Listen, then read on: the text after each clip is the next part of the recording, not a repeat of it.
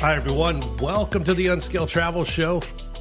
I'm Jeremy Long, the Full Metal Traveler. So glad you're going to join us for this little trip around the world. I'm with my co-explorer, as always, Amy Long. Hi. I didn't know we were going around the world today. Hey, we're going someplace around the world. It's around the world for some people who listen to our show. True. Big shout out to all of our affiliates around the world. We appreciate you guys, and we appreciate wherever you're listening from, no matter if you're in the U.S. or the UK or somewhere else, Australia maybe. New Zealand. New Zealand even. So happy that you're here with us. We're coming to you from the Diamondback Land Surveying Studios in beautiful Las Vegas, Nevada. And we got a really good show for you. We're talking about a place that we grew up with in our own backyard. So we know the place really well. We're talking about Houston, Texas. This episode, some great places. We're going to recommend some great places, restaurants that you can try, and things to do because there's a lot.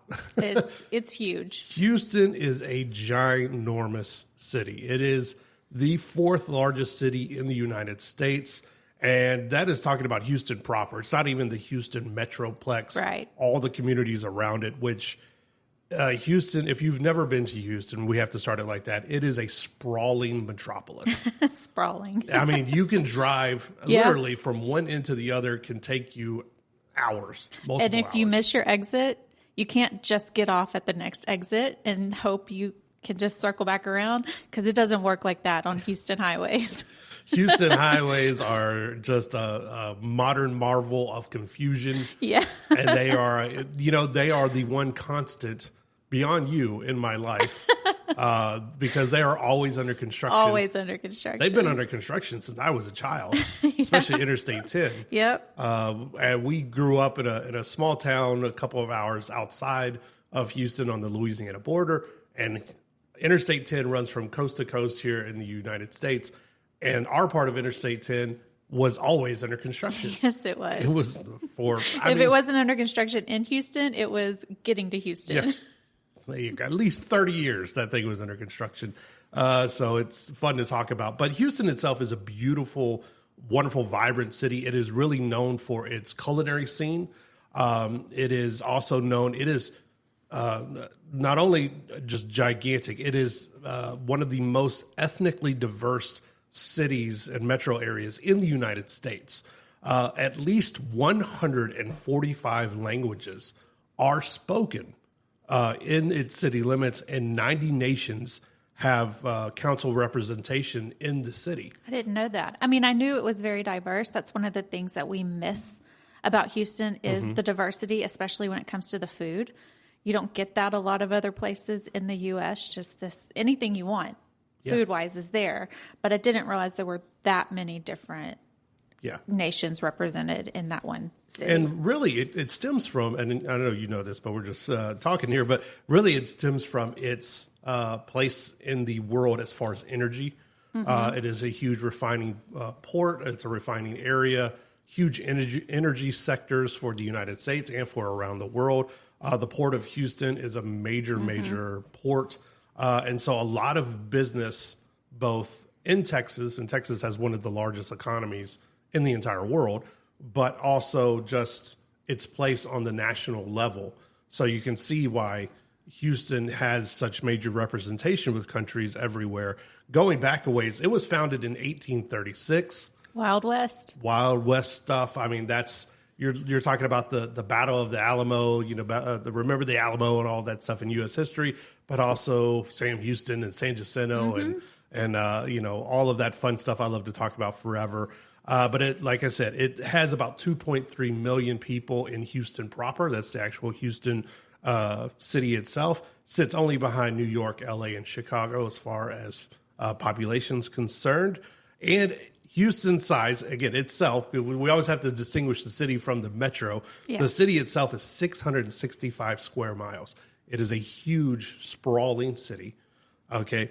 All in like talking about the metro. I need you to compare that to something like, is it the size of Rhode Island, which is a tiny state, but you just tell me 665 square miles does not mean anything. Well, the next to me. one will. The Houston Metroplex is almost 9,500 square miles, which is slightly smaller than the state of Massachusetts, but it's larger than New Jersey. Oh, wow. Okay. So that's just the Houston So an area. entire state is smaller than the Houston area. Yeah. Okay. That helps me a little bit. It's a lot. You called Houston beautiful. I don't know that I would use that term beautiful. It's beautiful for what it is. Okay, because it is flat. So there's not a lot of elevations. You don't have, mountains in the distance. It is close to the water, but we grew up there. We know it's not really a place where people like go to the beach for these beautiful blue water, white sand sunsets. Yeah. But there is a lot of rain there. So there are a lot of trees and greenery. And there are a lot of places in the city that are very nice for being outside. Personally, I don't know I would call it beautiful, but it is a great place. I like Houston. It is an urban jungle. It sits right on the Gulf of Mexico. So it is known in areas for its outdoor playground-esque. There's a lot of fishing. There's a lot of, outside of the city area, there's a lot of fishing nearby. The towns of like Galveston, Texas, Corpus Christi aren't too far off. It's a couple hour drive to Austin and everything. So it's kind of centrally located, but on the coast. Yeah. And it is a big home, and you're going to hear a little bit later on. It's had a lot of influences as far as like Tex-Mex and food diversity and a lot of fusion that's happening right now. So beautiful compared to, say, the backdrop of the Rocky Mountains, maybe in Denver or something like that. Maybe not, but it is beautiful in its in its own way. Yeah, I can see and it has a major implications when it comes to the United States and even places like NASA. In fact, the official nickname anyway for Houston is Space City. Yeah. It got that name in 1967 because it became the home of NASA, our space program here in the United States, because of one Lyndon B. Johnson, who would later be our 36th president. But he was a Texas senator at the time. Oh, I didn't know that. Campaigned heavily to have interesting the what's now called the Lyndon B. Johnson Space Center. Campaign to bring to Houston. We've been there a few times. We've taken our kids. It's a beautiful place. We're going to talk about it later. Yeah, it's a great place to go. If you're in the area, you have to check out NASA. I think beautiful is just my word. I think it is. Usually it's like magnificent or glorious or wonderful. You like wonderful too. It's a wonderful place. That's what you say when you can't say you find anything kind. Like it's a wonderful place. The baby is breathtaking. Yes. Your child is breathtaking. Other people call it, speaking of nicknames, other people call it the Bayou City. It was founded on the bayou, on Buffalo Bayou, way back in 1836. Or if you're from there, you just call it H-Town, baby. Yeah. It's H-Town, baby. I've heard people reference it as Bayou City, not that often. I've heard in reference Space City when people are talking about NASA, but H-Town is more what the locals will call it. Yeah. What is one of your just memories that stands out to Houston about Houston, real quick? Don't put me on the spot like that. But we used to go to Houston all the time. Because, as you said, it was roughly an hour and a half drive from where we lived. So we would drive into Houston all the time. But I have to say, one of the memories that stands out would be when we went to the Minute Maid Stadium for the Astros game, and it started raining, and we had to walk in the rain back to our car, and somebody had put flyers on the windshield, and they were all like stuck to the windshield because of the rain. And we were trying to scrape them off, and it was just clumps of wet paper all over the windshield. Yeah, and we didn't discover it until we started driving, and the windshield wipers were just smearing paper all over. Yeah, that was an interesting way to almost die. Not a great Houston memory, but that was my first Astros game, actually. The Houston Astros, baby, you got to love it. So when we come back, we are going to get down into it. Some restaurants that you can try while you're in Houston, and also some wonderful things to do, whether you're, just with your significant other or if you're with your family. So stick right here. It's the Unscaled Travel Show. We'll be right back.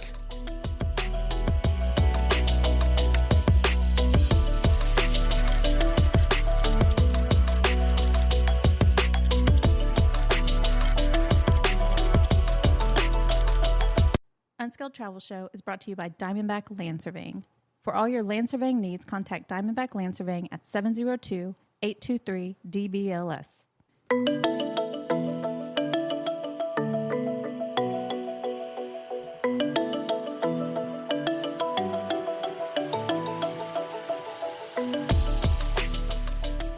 Hi, everyone. Welcome back to the Unscaled Travel Show. I'm Jeremy Long, the Full Metal Traveler.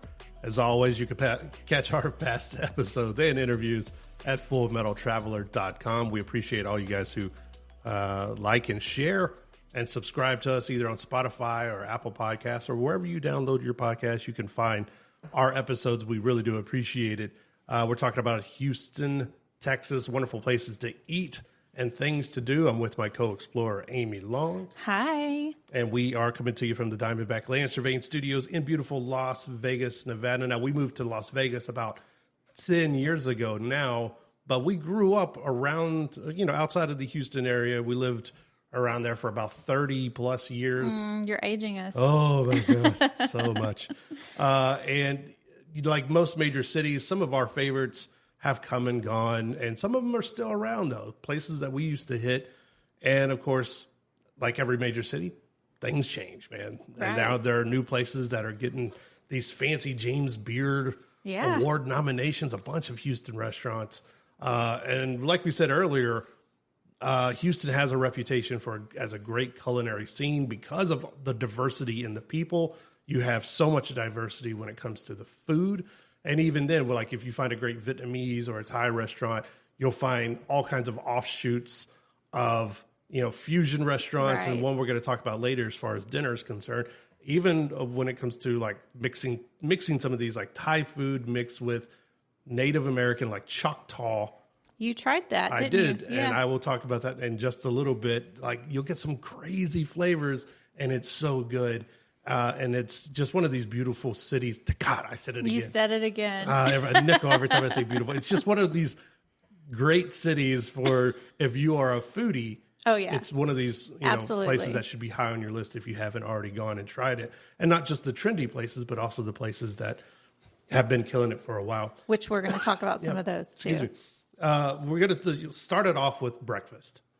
One of the most popular breakfast places in town, and I think this one's has reached the news again because of food bloggers and food reviewers such as Keith Lee and people of that nature have been stopping by for a long time now. But the Breakfast Club. Mm-hmm. The Breakfast Club has a big reputation and also a lot of very long lines because of its popularity.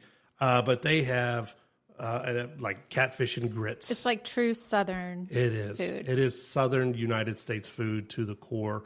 A lot of these places are honestly, I guess when I'm looking at it, a lot of Southern comfort foods, but catfish and grits and different things of this nature that people go crazy for. And they're always trying new things, always having, their menus on rotation as far as what's in season and things. But so the warning about Breakfast Club is it's very good, but it's extremely popular. So like on any given day, there could be a line. Be prepared to down wait. The block. If you hungry, and you virgin you on the line of hangry, or you a little bit angry, and you need a Snickers while you wait. Either that, or maybe go somewhere else. Go somewhere else. Go somewhere else. There's also a place like Lucille's, which is a 2-time James Beard nominee. They've been nominated twice for James Beard Awards. I don't have to tell you any more than that, man. That's, again, it's another Southern cuisine. I can't say that word. Cuisine place, but Lucille's. Lucille's is a great place for breakfast. Another one of these things, if you have time. Yeah. A lot of these restaurants. This isn't a dine and dash kind of place. Man, you are sitting and eating. It ain't like one of these coffee places you can just get in there and get out, man. Sometimes you just have to go and deal with it. Now, one I did walk into recently on a trip to Houston was Day 6 Coffee downtown. This was it's a couple of blocks away from, you mentioned Minute Maid Park, where the Houston Astros play. It is a few blocks away from that. Day 6 Coffee downtown is the coffee was good. The service was good. It's like a little shotgun kind of place. Few tables indoors, a couple outdoors. Most people were just grabbing their stuff and going. But that they did have down. They had people behind the bar, like as soon as you were ordering, they were whipping it up, man. Like it reminded me of did you ever watch the In Living Color skits with Tommy Davidson? He was a short order cook. No. It kind of reminded me of that though. as soon as you were ordering, they were like, come pick it up, like throwing it at you. So it was a wonderful spot. Do you have any go-tos or what do you look for a good breakfast? Well, so there's a place we used to go to for something else, but they did also serve breakfast, and it's something we talk about all the time. What? House of Pie. Oh. It's like a diner, but they have 50 different types of pie that you can order from. Yeah.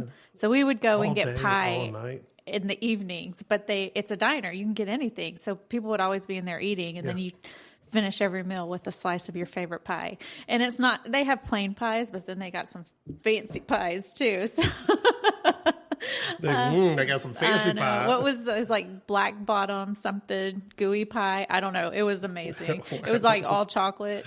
Loved it. That sounds really good. That sounds really good. It's almost like if you live in if you spend any time in the southern United States, Waffle House. Yeah. It's like a couple steps up from Waffle House, which I know that sounds bad. I would say Waffle House is definitely the step down from House of Pie. Oh yeah, absolutely. But it's like one of those places you can get breakfast, you can get dinner at any time of the day or night. I think the only thing you can't get until after 4 p.m. is like the pot roast. Yeah.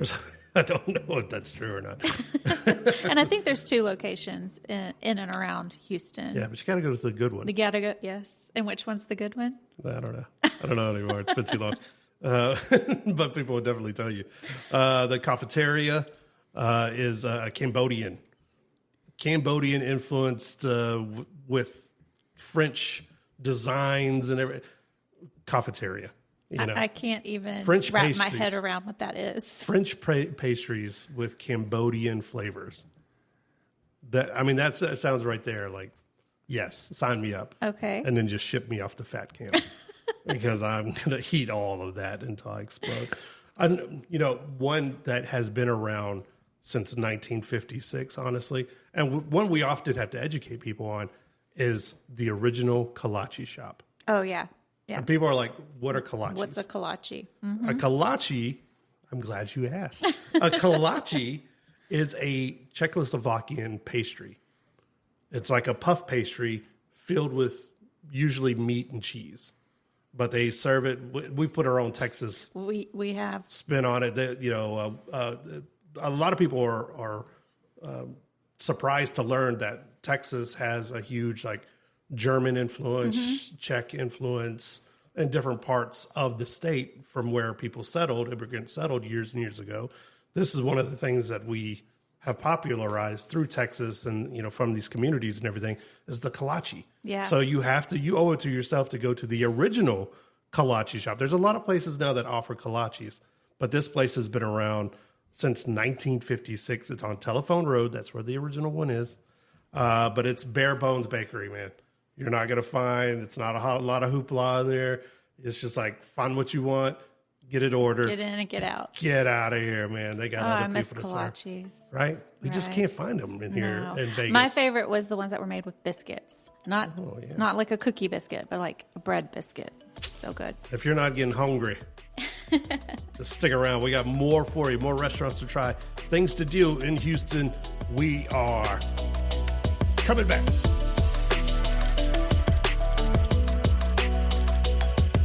Unscaled Travel Show is brought to you by Diamondback Land Surveying. For all your land surveying needs, contact Diamondback Land Surveying at 702-823-DBLS.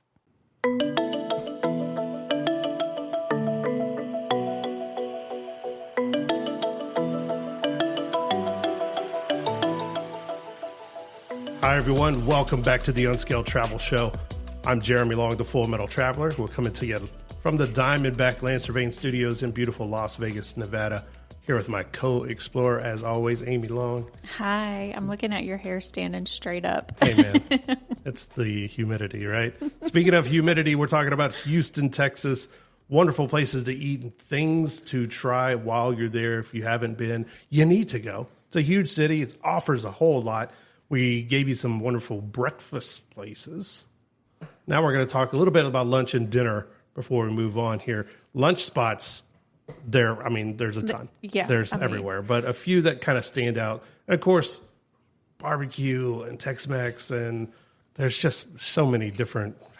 How do you fit them all into one segment, right? Well, and I think if we're going to talk about barbecue, we just have to say Texas barbecue, especially Houston, Texas barbecue, because it is so close to Louisiana, it also has a little bit of a Cajun influence into it, so it's spicier. Yeah. It's not like East Coast barbecue where it's a little bit sweeter. It's not like some of the others where it's more of like a vinegar base. This is like a spicy cayenne peppers and types of barbecue. So, and everybody has their own opinions on barbecue, but this is what we grew up on. And this is when I think of barbecue, I think of Houston barbecue. Deep, rich flavors, smoky, spicy. Yep.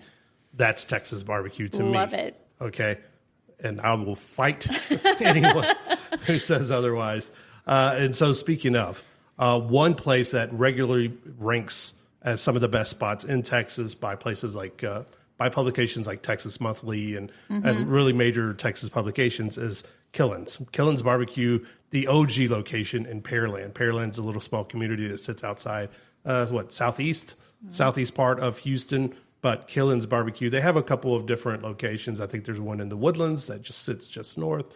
And then a couple of different other locations I forget the about. metro area around Houston proper. Yeah. All these little bitty towns, though, if you're not from the area, just think it's all one big city, but you just roll into another little neighborhood that has its own name and then another one that has its own name, but it's all Houston. Because that's the only way you can tell people where something is. Yeah.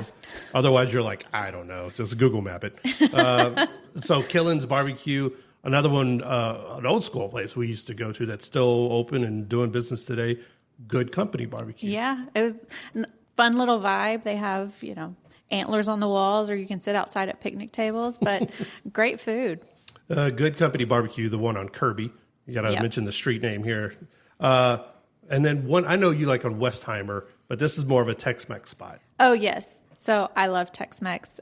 Absolutely love it. And one of the best places, one of the best places to go is Chewy's. It is on Westheimer. I believe there's also a Chewy's, there's Chewy's in Austin, but this is true Tex-Mex food. And it's pretty affordable and it's fun. I think it's like Elvis themed decor in there. So it's just kind of a fun retro vibe for Tex-Mex, which seems weird, but it works. A really good, affordable lunch or dinner spot is the original Ninfa's on Navigation Boulevard. Yep. Now, this spot was opened in 1973. The original owner, and of course, Mama Ninfa, Maria Ninfa Lorenzo, first opened the taco shop on the East End in 1973. Like I said, she was a widow. Her husband had just died. She had 5 children to support, and they had a tortilla factory, but the tortilla factory was failing. She started putting grilled meats into, fajitas. I mean, she helped popularize fajitas, but she put grilled meats into flour tortillas, and pretty soon she had an institution. You are making me hungry. And in fact, this thing opened in 1973, and just in 2019, it was nominated for a James Beard Award. So long as she passed away a few years ago, but long after she's gone, the company's still doing strong, and it's still one of these restaurants that people line up out the door for every single day to go get some original Tex-Mex from Ninfa's on Navigation Boulevard.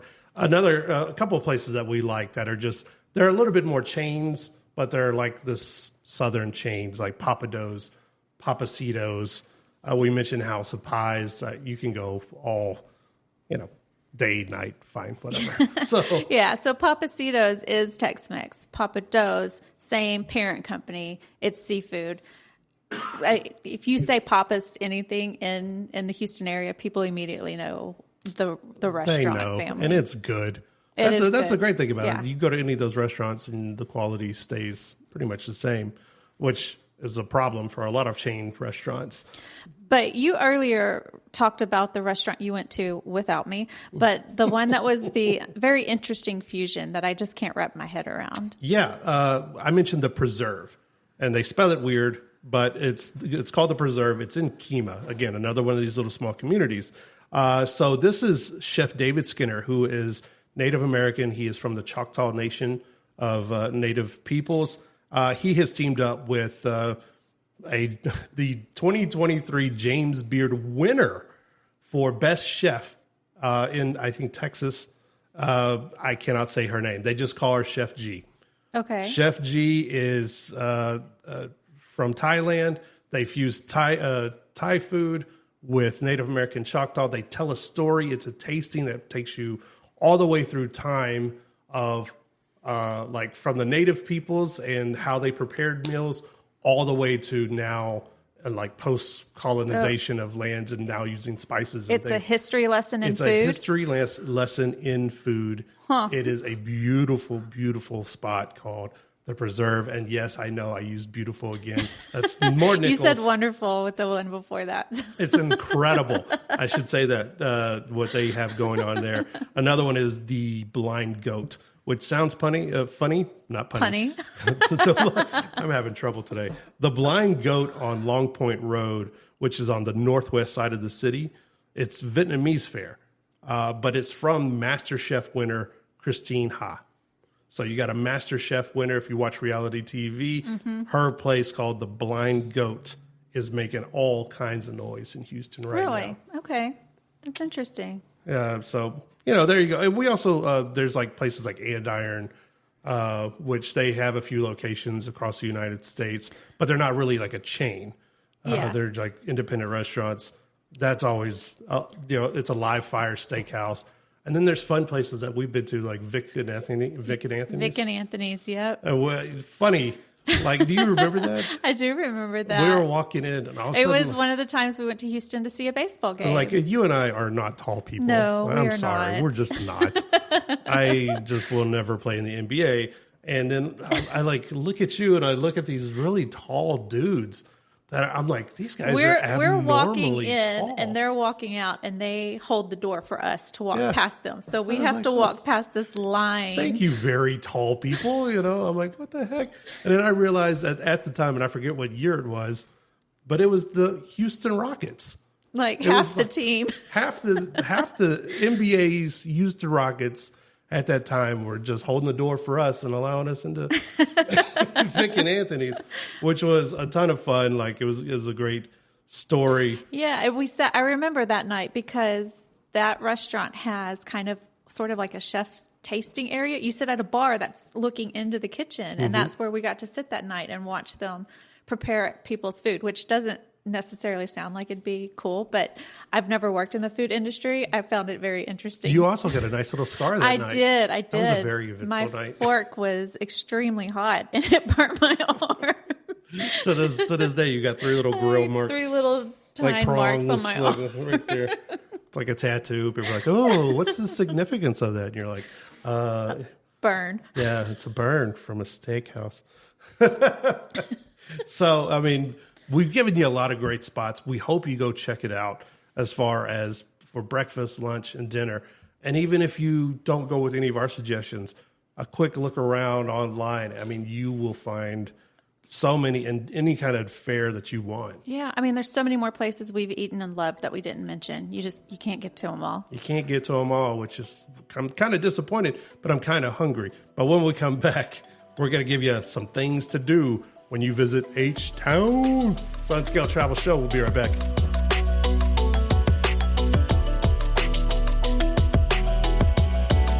Unscaled Travel Show is brought to you by Diamondback Land Surveying. For all your land surveying needs, contact Diamondback Land Surveying at 702-823-DBLS.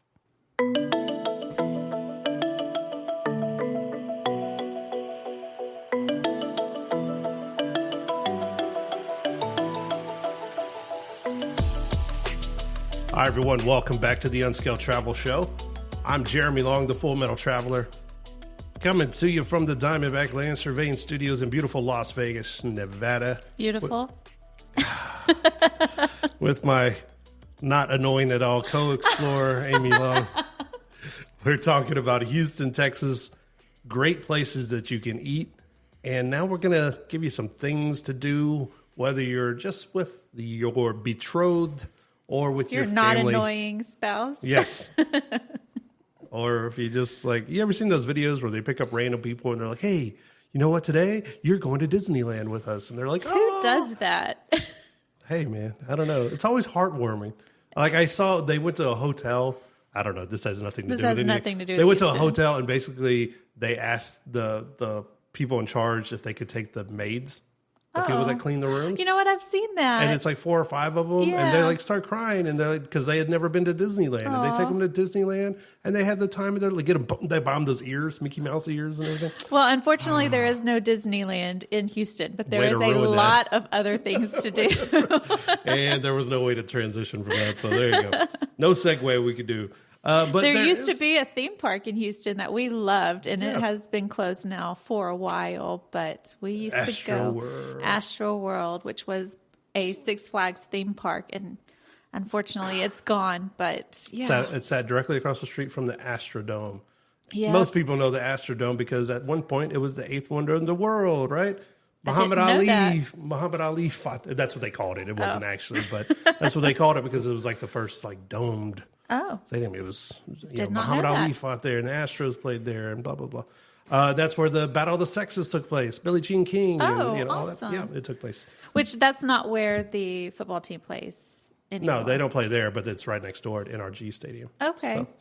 So, or Energy Stadium. I think it's Energy. But saying that, I mean, I think that's a good time to mention that Houston is a sports city. They have the sports teams. We mentioned baseball, the Astros. We just mentioned basketball, the Rockets. Yeah, and football with the Houston Texans, and hockey. A lot of major like universities. Hockey? I think the hockey team the Arrows actually closed. But they're trying to bring an NHL team there. So, but it is very much a sports city. But beyond sports, like we do mention like golf here. It is home to a couple of championship level. If you love the PGA Houston Open plays there every single year at Memorial Park Golf Course, which is a public golf course. And they also have 57 golf courses in a 15-mile radius in the city. 32 are public, 25 are private, so you need memberships. Let's just say that again. What? 57 golf courses. I didn't say beautiful. No, you didn't, but that's a lot. 57 golf courses in a 15-mile radius. It is a lot. And I mean, if they have 9-hole, they have 18-hole, they have larger ones than that. Golf for everyone. If you are a golfer, if you love shopping. Oh, yeah. The Galleria. It begins with the Galleria. The Galleria, if you don't know, is a huge shopping mall. Over 400 shops, and right there in the middle, they decided years ago to put an ice rink, and you can rent it out. And they do public skating. I did it as a kid. I did it too. But remember one time we went, and it was like Tara Lipinski. Yeah, somebody was doing like practice on there, and they had cleared the ice, and people were just packed because it's literally in the middle of the food court. Yeah. From what I remember, like the food court surrounds the ice rink, and people are just packed, standing there watching her. And we were all just watching Tara Lipinski, and this is when it was Olympic Tara Lipinski, and she was going for the gold and all that. And when we say Olympics. 400 shops, it's levels, and all the levels look down on the ice rink, and there were people on all 4 levels looking just down, watching it, and just watching. So, and you never knew who you were going to run into. I think the Kardashians rented it once and let their kids. Do that sort of thing. So you never know who you're going to see. Another great budget place that's really only known to people in the Southeast Texas area, but other people outside the area would love to know this secret right here. It's a place called Harwin Drive. Yes. So we used to go to Harwin all the time, and this is where you get kind of your I don't know how to phrase it, your lower cost items. So cheaper. A lot of it's cheaper. Okay, cheaper, we can use the word cheaper. Cheaper goods. So jewelry, and I used to buy scarves and hats, and you can get clothes and shoes and things.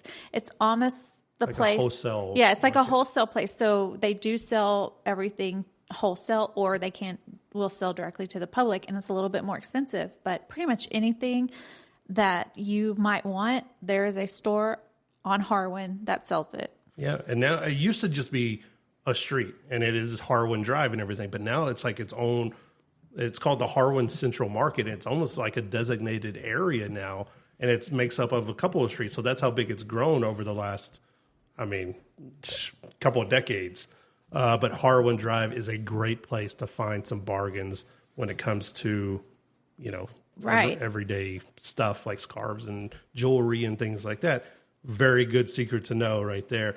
If you are with the family and you want to spend some time doing some outdoorsy stuff, the Houston Zoo is ginormous. It's located in the museum district where there are how many different museums? There are, what did it just tell me, 20? 20 different museums. 20 museums. What they call the museum district, aptly named. But it's also by this giant park, Herman Park, that sits, it's this beautiful, gosh darn it. I've said that word like 10 times now. It's this wonderful place. Oh, I said wonderful You again, did. too. You keep saying it. It is an oasis in the middle of this urban jungle that we call Houston. Herman Park is. And it's one of these places you can go and spend a lot of time. You can bring a picnic. You'll see just people under the trees. And there's the little train that goes around that we used to take the kids on when we'd go over to the zoo, and then we'd come out and get on the train. The Houston Zoo opened in 1922. It has 6,000 residents, which are the animals there. And people flock from all over the world to come to the Houston Zoo. Pretty close to it, actually kind of right by it, is the Houston Natural Science Museum. Yep, right across the park. Extremely parked. It's within walking distance. Yeah, you can stay parked and walk to because we used to park by the zoo and just walk over to the museum, and then also hit, I believe, the children's museum. The Children's Discovery Museum is down there too. I mean, like we said, there's 20 museums all in this very close area, but tons of stuff to do. The Natural Science Museum is one of the biggest in the country. It has a full-on planetarium, a butterfly center, always my favorite thing. I always mention it. And not too far away also is the downtown aquarium. Yeah. Go see some manatees. I don't know if they have manatees. We have been to the aquarium. I think that was the first aquarium we ever took the kids to. A little bit south of the city is, we've mentioned it before earlier in the show, but the Space Center. Yes. The Space Center Houston, where NASA's mission control is. So when the space shuttles fly up to space, they are talking to Houston. You know the famous phrase, Houston, we have a problem. That's the people that they're talking to. And it's just south of Houston proper. And where they call it Clear Lake now, but it's actually Webster, Texas.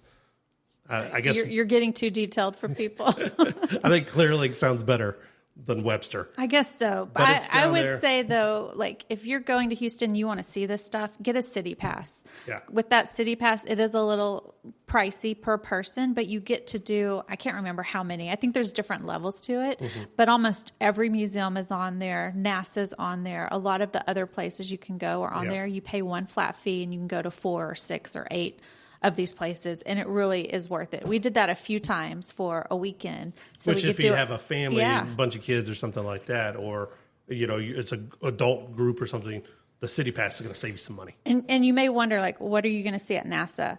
There are multiple buildings that you can tour. They have activities for the kids to do. You can actually meet people who work at NASA, and they'll tell you about their job. You can walk into Mission Control. We did that a couple of times. It's a really neat experience. There's even like a rocket laid out on the ground that you can go up to and take pictures in front of. It's ginormous. I can't even explain how big it is, but it is a really cool experience. Millions of people flock to NASA Space Center every single year with good reason. And I love it because in one of our past episodes, we talked about the folks in Mississippi. They have in coastal Mississippi, they are the place that test fires the rockets that NASA uses, and Cape Canaveral launches in Florida. So there you go. It all kind of intersects and intertwines there. So we've given you a lot of great places, and including just outside of Houston Northwest, heading toward Austin in the Brazos Valley area, tons of wineries. People get married out there. It's beautiful. It's, I used that word again. You did. Brazos Valley wine region. Love my friends over there off of Highway 290 heading out toward Austin. Well, and something else we didn't talk about is the downtown tunnels. It's 20 different tunnels, something. It's a crazy amount of tunnels with shops and restaurants and just stores underneath downtown. It's Unscaled Travel Show. We'll see you guys next time.